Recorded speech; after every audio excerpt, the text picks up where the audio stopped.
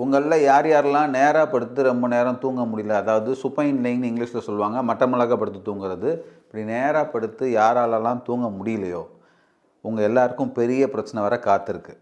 Note பண்ணிக்கோங்க, நான் சிம்டம்ஸும் ஒன்றா சொல்கிறேன். அதாவது நேராக படுத்து தூங்கினாலே மூச்சு அடைக்கிற மாதிரி கப்புன்னு இருக்கும்.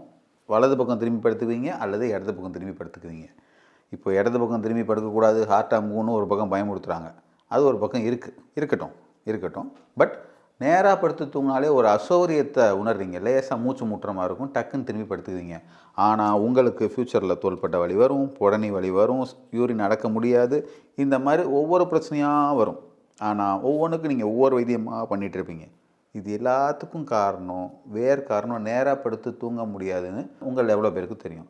ஸோ யாருக்கெல்லாம் நேராக படுத்து தூங்க முடியலையோ நீங்கள்லாம் ஆரம்பத்திலே இந்த பிரச்சனையை சரி பண்ணிக்கோங்க. சரி பண்ணணும்னா நீங்கள் வர வேண்டிய இடம் மதுரை ஆஸ்டியோபதி கிளினிக் தான்.